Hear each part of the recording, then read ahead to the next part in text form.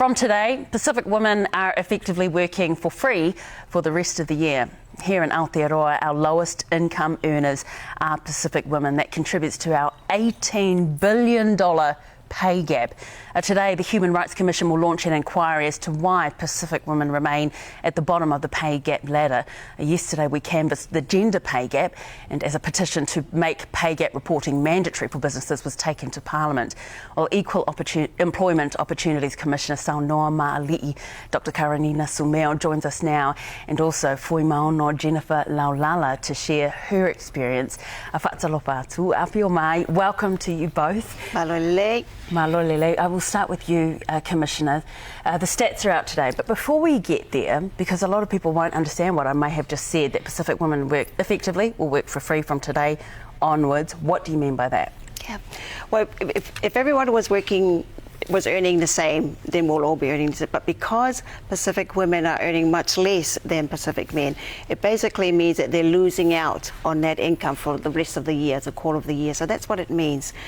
In terms of what does it mean for real life, it means I'm worried about the kids' lunches going to school. Can I afford the petrol? Can I pay my rent? Can I pay my mortgage? That's the impact that's immediate. So when we stop getting paid, figuratively speaking, that's the loss. And when we accumulate that loss over our lifetimes, for example, it's been estimated that if we don't close the pay gap for Pacific women, they're losing out around $500,000 in retirement. You think about what $500,000 can provide for your children, for yourself. It's huge. And so what we're talking about today is really, really important, because not only Pacific women suffer this, Pacific men, our tangata whenua, men and women suffer from this. So this is a huge issue for New Zealand. And so today is really important. And I want to say thank you to all our the people who came to speak, who took the opportunity to raise their voices, because we're talking today about the human cost of inequity. And it's really important. So thank you very much for the opportunity. Well, thank you for putting that in real terms for us, because the human cost is real. What it equates to, lost school lunches, missed rental payments, not being able to afford a home, not being able to pay medical bills. And we'll hear Jennifer Laulala's story shortly. But the report that you're releasing today, what are the new stats? What are the stats that are out today, and what are the findings? The findings, Pacific people love this country. We feel a sense of purpose, we feel a connection to our workplaces. We are very, very loyal. Unfortunately, that's not reflected in their pay. And Jennifer will provide some examples of that in real life. And so what we need to do, we need to make pay really transparent.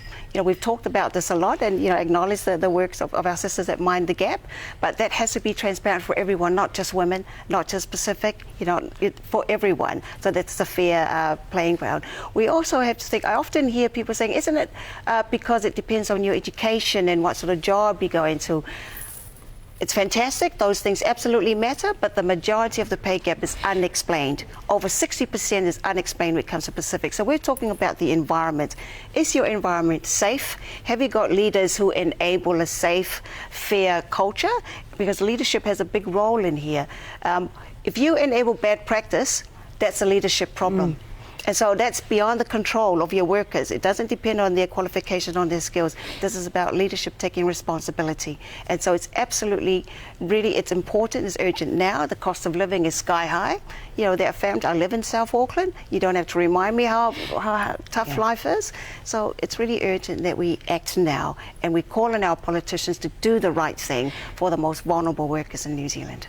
I'm going to move on to Jennifer, but we just want to make that point clear, because we get a lot of feedback like this. The pay gap is unexplained in terms of many of the Pacific women have the same level of experience or more, and the same level of qualifications or more, and are still facing these huge pay gaps. Jennifer, can you share a bit of your story and your experience? Wow, where do I start, Indira? Look, I think it was 2 years ago when I addressed Madam Prime Minister Jacinda Ardern about, and the very question I posed to her was, why have we been forgotten?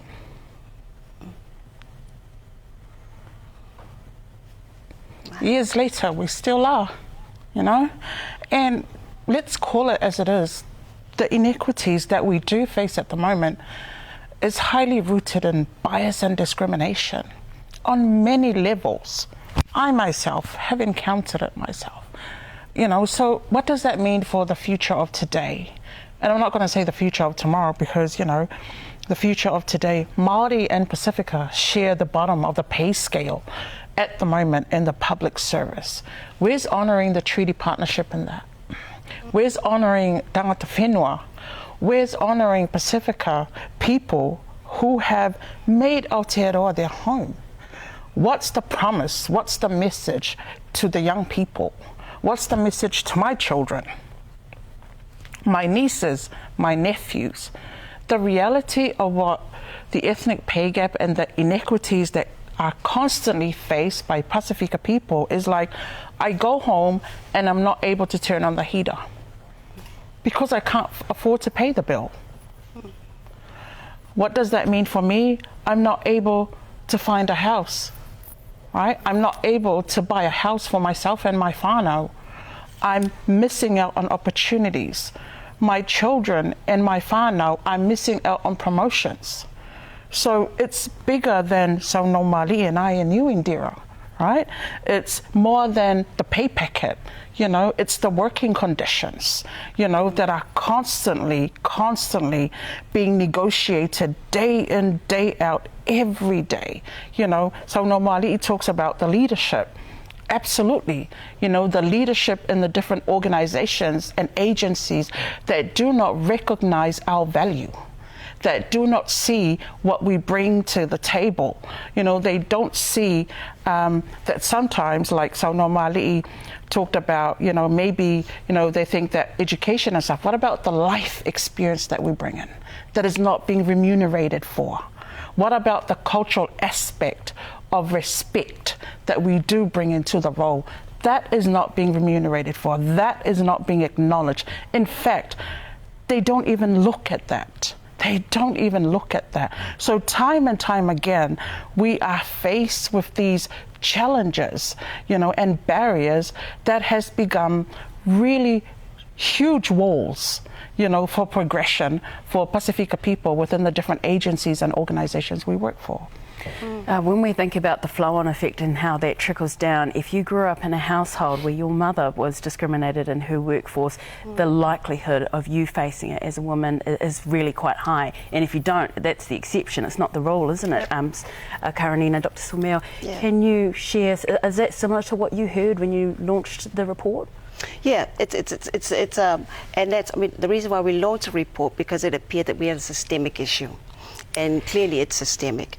So you talked about, some of the soft skills that I take it for granted, our ability to form relationships, our notion of service really is built into our sense of pride in our work.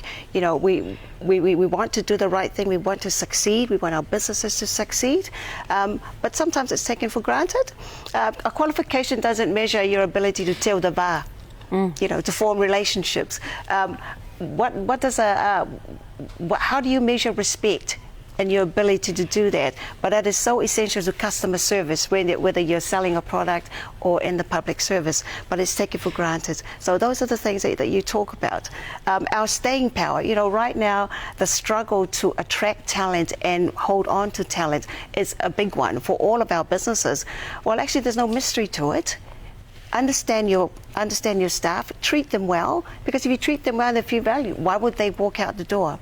So this is, if we think about the gender pay gap, there was a huge commitment around the public sector and the private sector. We've got women moving up the ladder, so that's how you close the pay gap.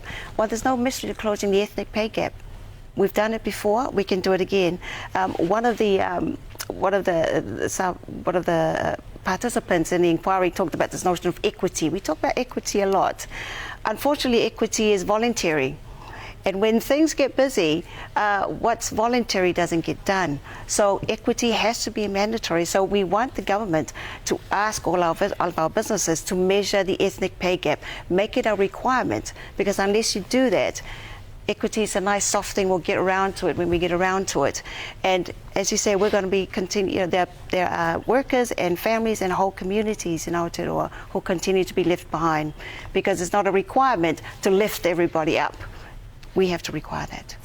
Transparency is about holding people to account, isn't Absolutely. it? Where can people find the report if they do want to actually find out a little bit more information? Is it on the Human Rights Commission website? Yeah, so it's on our website, and we're going to have translated versions of the executive summary for our various specific languages, including Te Reo. So that's, we'll try to keep it as simple as possible, so people see themselves in. But again, I want to acknowledge all of our Pacific peoples who participated, our mainstream and Pacific businesses who came, our union partners, and the very special advisory group that helped guide us. So, and thank you to all of our sisters, brothers and sisters in the unions who gave their voices. Thank you very much, Jennifer, for sharing your story, and Dr. Karanina Sumeo.